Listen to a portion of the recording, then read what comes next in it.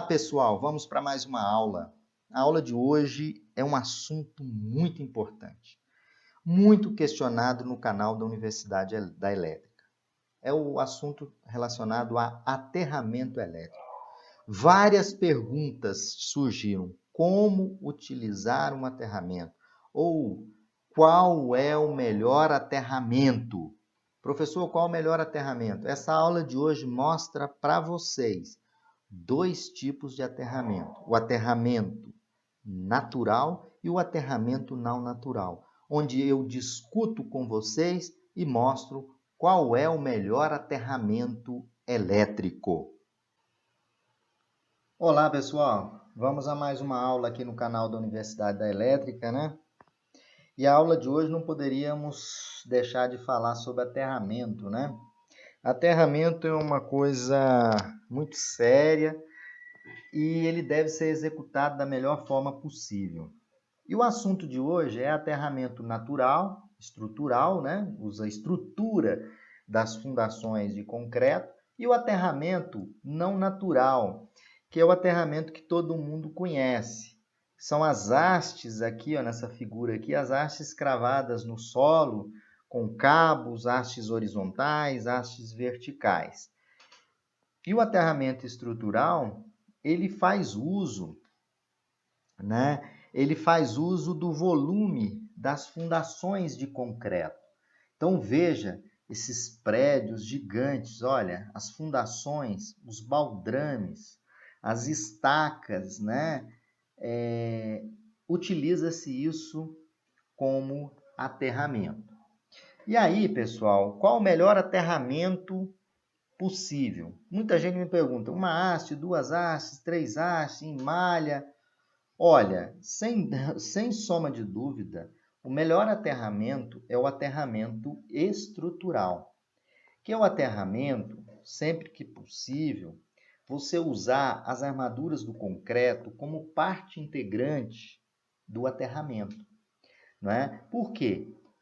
O volume de concreto das fundações nos edifícios, até mesmo em prédios menores, em casas, a profundidade, né, e a quantidade de concreto junto com a ferragem submersa no solo é muito grande. E aí a norma, tanto a 5419, né, quanto a 5410, ela incentiva o uso das armaduras, né, do concreto. Por quê? Olha, mas o concreto, quando ele está em contato com o solo, lá na fundação, ele mantém um certo teor de umidade.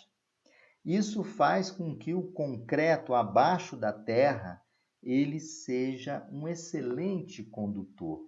E aí uma estaca, né, e o baldrame submerso no solo, ele funciona como um imenso eletrodo de aterramento, né? E as profundidades das fundações, com o concreto imerso, com a quantidade de volume, né, do volume das fundações, faz com que a minha resistência de aterramento seja a menor possível e a geometria mais adequada. Se os pilares estão unidos por baldrames, eu não preciso de estar fazendo uma malha em anel por fora da edificação. Já existe o anel.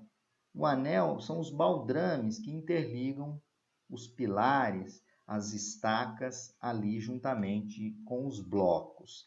Então isso deve ser incentivado, que o aterramento estrutural, não só o aterramento, como o para-raio estrutural também. O aterramento não natural, né? Você sempre, segundo a norma, deve dar prioridade para o aterramento estrutural.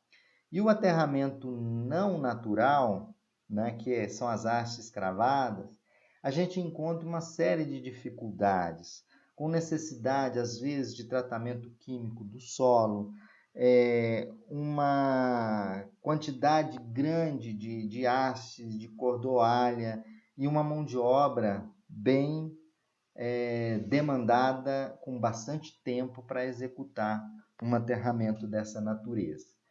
Então me perguntaram qual o melhor aterramento, com hastes em linha, entre ambos. O melhor aterramento que tem é o aterramento estrutural. Claro que desde que sejam seguidas algumas recomendações que existe lá no anexo F, né, da 5419, né, mas que uma vez seguida aquelas recomendações, pode ser utilizado as fundações como aterramento.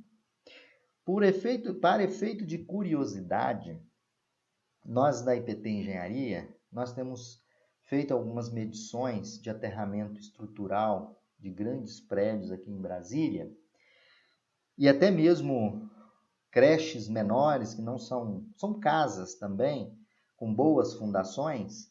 A gente tem encontrado a resistência de aterramento variando de 1 ohm a 2,5 ohms. Isso quando a gente fala de aterramento estrutural. O valor é baixo da resistência, mas o mais importante não é tanto o valor dessa resistência, é a geometria desse aterramento em função dos baldrames, da existência desses baldrames, fecha o anel. Quando você usa uma haste ou haste em linha, o aterramento, obviamente, não é tão profundo e o aterramento, sua resistência varia muito com a temperatura e a umidade. Já o aterramento estrutural, essa variação é muito pequena, de estação para estação. Então fica aqui a dica, qual o melhor aterramento? Aterramento estrutural. Bom, ainda falando um pouco de aterramento, existem duas expressões básicas, que é uma expressão de uma haste aterrada no solo, enterrada no solo, né, que vai depender, a resistência de uma haste é a resistividade aparente do solo, dividido por 2πl, onde L é o tamanho da minha haste, 4L, logaritmo neperiano de 4L, dividido pelo diâmetro da minha haste, correto? E aí, isso me dá a resistência de aterramento de uma haste.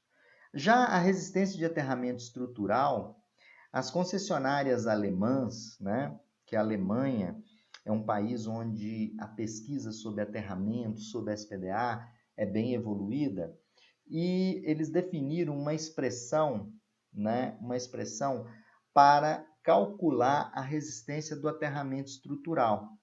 É a resistividade do solo dividido por π vezes 1,57 vezes raiz cúbica de V. O que é esse V? Pessoal, o V é o volume das fundações de concreto.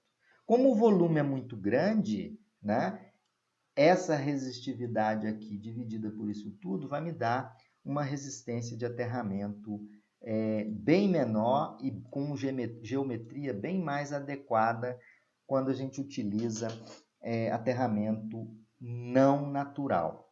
Então, pessoal, fica aqui a dica dessa aula. Sempre que possível, faça uso das armaduras de concreto, das fundações, para utilizá-las como aterramento. Aí a gente dá o nome de aterramento estrutural ou aterramento natural.